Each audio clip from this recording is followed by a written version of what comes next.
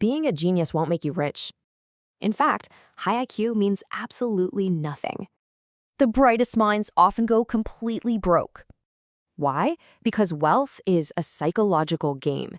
Treat money like math, and you lose. Today, we are fusing Morgan Housel's The Psychology of Money with Nassim Taleb's Antifragile to completely dismantle what you think you know about wealth. Everything you assume about risk is backwards. Part 1. The myth of prediction and the illusion of control.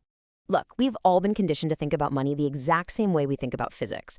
Physics is governed by absolute, strict laws, right? You drop a stone, it falls every single time. But finance is absolute chaos. It's driven by human emotion, panic, greed, and deeply flawed behavior. You just cannot plug human nuance into a neat little spreadsheet. When we treat money like physics, we arrogantly try to predict the future. And honestly, that illusion of control is exactly what sets us up for total disaster. This brilliantly illustrates what Nassim Taleb calls the turkey problem. Just picture a turkey. Every single day, for 1,000 days straight, the farmer feeds it. Based on past evidence, the turkey's mathematical models predict 100% safety. It feels incredibly secure. But then, day 1001 arrives, and it's Thanksgiving. The turkey's complete, absolute reliance on past data completely blinded it to a massive, unprecedented shock.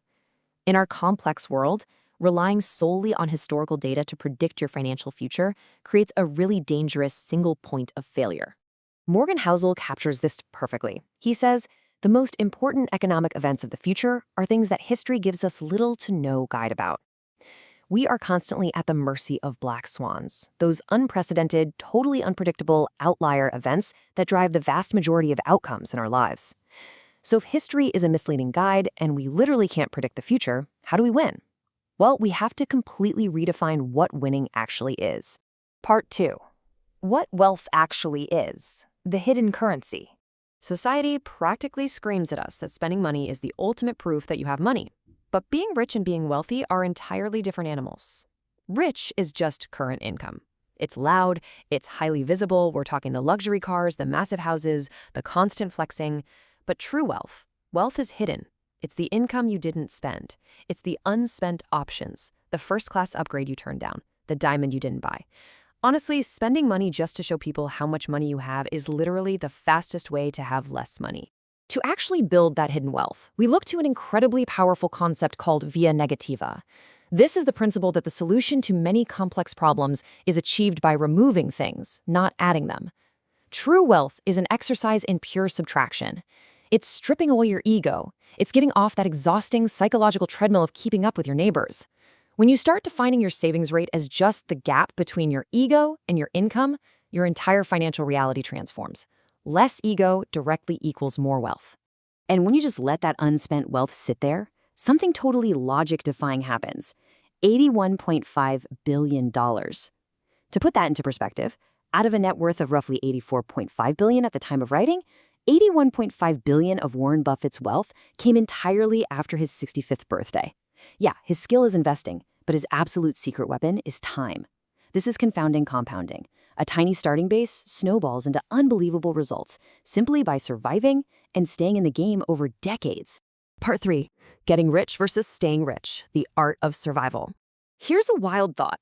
Getting wealthy and staying wealthy require completely opposing psychological skill sets. Getting wealthy requires taking massive risks, having extreme optimism, and really putting yourself out there. But to stay wealthy, you have to flip the script entirely. You need intense frugality. You kind of need a healthy dose of paranoia. You need deep humility and this constant fear that everything you've made could just be taken away tomorrow. Extreme optimism gets you the money, for sure, but the paranoia is what keeps it. So how do we actually operationalize that paranoia? We build in room for error. This is a margin of safety that creates a vital, life-saving gap between what could happen and what you actually need to happen to survive. The single most important part of your financial plan is planning on your plan not going according to plan. You have to literally worship room for error because it's the only thing that guarantees you won't get completely wiped out when the unexpected hits.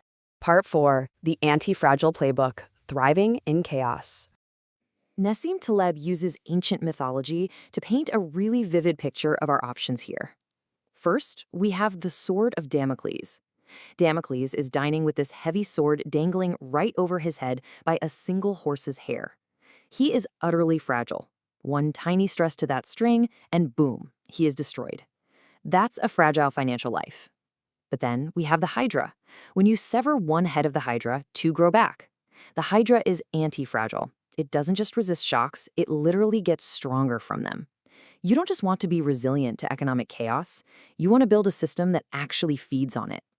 So, the million-dollar question, how do we become the Hydra? We use what Taleb calls the barbell strategy. Imagine a barbell. On one side, you have extreme safety, say keeping 90% of your assets in cash or highly secure T-bills. On the exact opposite side, you take extreme risk with the remaining 10%, aggressive, high-upside bets. What you avoid entirely is that murky, fragile middle ground. By hugging these two extremes, you completely limit your downside so you can never be ruined, but you expose yourself to massive, unlimited upside when chaotic events happen. And this brings us right back to Morgan Housel's golden rule. If I had to summarize money success in a single word, it would be survival. Whether you are investing, building a career, or running a business, the ability to just stick around for a long time without wiping out is absolutely everything. Survival isn't just a goal, it is the foundation that makes all compounding possible. Part 5. Freedom through subtraction. Buying optionality. So what is the actual point of all this money?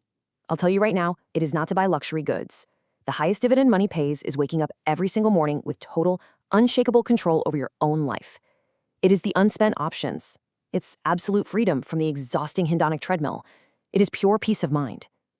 Using your money to buy back your own time has a lifestyle benefit that no luxury car on earth can ever compete with. Which leaves us with a final, pretty profound question. What game are you playing? Are you blindly taking financial cues from people who have completely different goals, time horizons, and values than you do? Or are you playing your own game, building an anti-fragile psychology, ignoring the noise, and using your wealth to buy your ultimate independence? Think deeply about that before you make your next move.